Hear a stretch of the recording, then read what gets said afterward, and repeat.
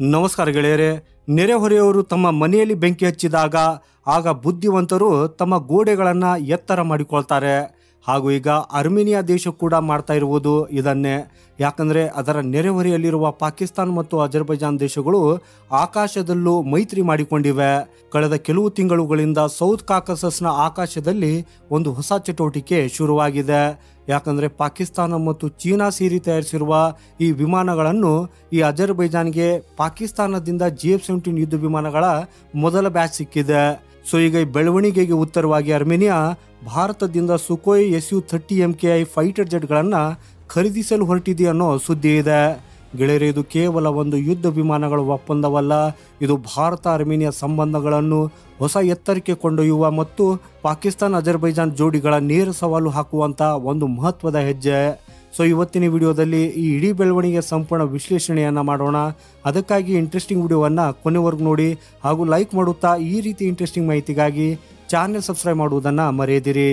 So ಗೆಳೆಯರೆ, Armenia ಮತ್ತು ಭಾರತದ ನಡುವಿನ ರಕ್ಷಣಾ ಸಹಕಾರ ಹೊಸದೇನಲ್ಲ. ಕಳೆದ ಕೆಲವು ವರ್ಷಗಳಲ್ಲಿ ಎರಡೂ ದೇಶಗಳು ಹಲವು ಪ್ರಮುಖ ಒಪ್ಪಂದಗಳನ್ನು ಮಾಡಿಕೊಂಡಿವೆ. ಉದಾಹರಣೆಗೆ Pinaka multi barrel rocket launcher system, Swathi weapon locating radar ಮತ್ತು ಭಾರಿ ಪ್ರಮಾಣದ ಯುದ್ಧ ಸಾಮಗ್ರಿಗಳ ಪೂರೈಕೆ. ಈ ಎಲ್ಲ ಒಪ್ಪಂದಗಳು ಅರ್ಮೇನಿಯಾ ಮತ್ತು ಅಜರ್ಬೈಜಾನ್ ನಡುವಿನ ನಾರ್ಗೋನ್ ಕರಾಬಾಖ್ ಸಂಘರ್ಷದ ಸಮಯದಲ್ಲಿ ನಡೆದಿವೆ. ಹಾಗೂ ಈ ಯುದ್ಧದಿಂದ ಅರ್ಮೇನಿಯಾಗೆ ಒಂದು ವಿಷಯ ಅಂತೂ ಸ್ಪಷ್ಟವಾಗಿದೆ. ಅದು ಏನಂದರೆ ಅದಕ್ಕೆ ಕೇವಲ ಶಸ್ತ್ರಾಸ್ತ್ರಗಳನ್ನಷ್ಟೇ ಅಲ್ಲ, ವಿಶ್ವಾಸಾರ್ಹ ರಕ್ಷಣಾ ಪಾಲುದಾರನ ಅಗತ್ಯವಿದೆ ಅನ್ನೋದು. ಹಾಗೂ ಭಾರತವು ಆ ವಿಶ್ವಾಸವನ್ನು ಕೊಟ್ಟಿದೆ. ವರದಿಗಳ ಪ್ರಕಾರ ಈಗ ಅರ್ಮೇನಿಯಾ ಮತ್ತು ಹಿಂದೂಸ್ತಾನ್ ಏರೋನಾಟಿಕ್ಸ್ ಲಿಮಿಟೆಡ್ HAL ನಡುವೆ Su-30 MKI ಫೈಟರ್ ಜೆಟ್ಗಳ ಕುರಿತು ಮಾತುಕತೆಗಳು ಅಂತಿಮ ಹಂತವನ್ನು ತಲುಪಿದ್ದು, ಈ ಒಪ್ಪಂದವು ಸುಮಾರು $2.5 ರಿಂದ $3 ಬಿಲಿಯನ್ ಮೌಲ್ಯದಾಗಿದೆ ಅಂತ ಹೇಳಲಾಗಿದೆ. ಒಂದು ವೇಳೆ ಈ ಒಪ್ಪಂದ ಅಂತಿಮಗೊಂಡ್ರೆ ಇದು ಅರ್ಮೇನಿಯಾದ ಇತಿಹಾಸದಲ್ಲಿ ಅತ್ಯಂತ ದೊಡ್ಡ ರಕ್ಷಣಾ ಒಪ್ಪಂದವಾಗಲಿದೆ. ಹಾಗೆಯೇ ಗೆಳೆಯರೆ, HAL ಸಂಸ್ಥೆಯು 2027ರೊಳಗೆ ಈ ವಿಮಾನಗಳನ್ನು ತಲುಪಿಸುವುದಕ್ಕಾಗಿ ಸಿದ್ಧತೆಯನ್ನು ಕೂಡ ನಡೆಸ್ತಾ ಇದೆ.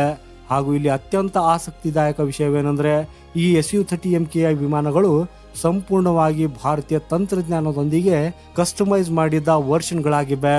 ಸೊ ಗೆಳೆಯರೆ, ಈಗ ಭಾರತದ ಆಕಾಶವನ್ನು ದಶಕಗಳಿಂದ ರಕ್ಷಿಸಿದ ಆ ಮಷಿನ್ನ ಬಗ್ಗೆ ಮಾತಾಡೋಣ.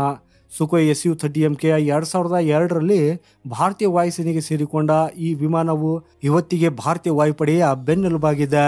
ಈ ಫೈಟರ್ ಜೆಟ್ ಕೇವಲ ಆಕಾಶದಲ್ಲಿ ಹಾರುವುದಿಲ್ಲ, ಅದು ಆಕಾಶವನ್ನೇ ತನ್ನ ಇಚ್ಛೆಯಂತೆ ಬಗ್ಗಿಸುತ್ತದೆ. ಇದರಲ್ಲಿ ಅಳವಡಿಸಲಾಗಿರುವ AL-31FE ಥ್ರಸ್ಟ್ ವೆಕ್ಟರಿಂಗ್ ಎಂಜಿನ್ಗಳು ಇದಕ್ಕೆ ಸೂಪರ್ ಮನವರಬಿಲಿಟಿ ಅಂದರೆ ಚಲನಶೀಲತೆ ನೀಡ್ತಾವೆ.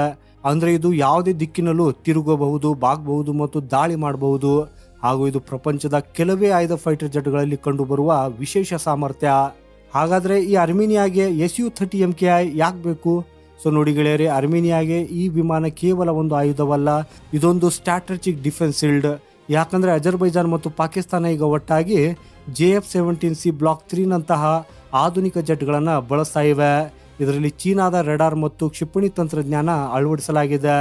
ಆದರೆ Su-30 MKI ಅವುಗಳ ಮೇಲೆ ಭಾರಿ ಪ್ರಾಬಲ್ಯ ಸಾಧಿಸಬಲ್ಲದು.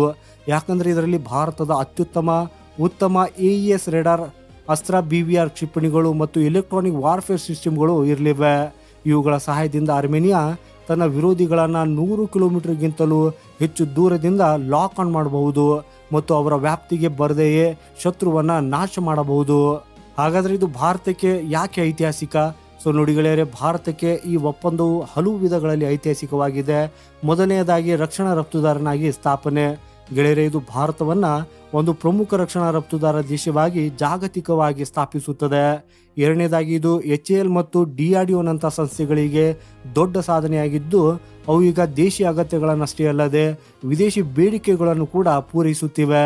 ಮೂರನೇದಾಗಿ ಮೇಕ್ ಇನ್ ಇಂಡಿಯಾದ ಶಕ್ತಿ.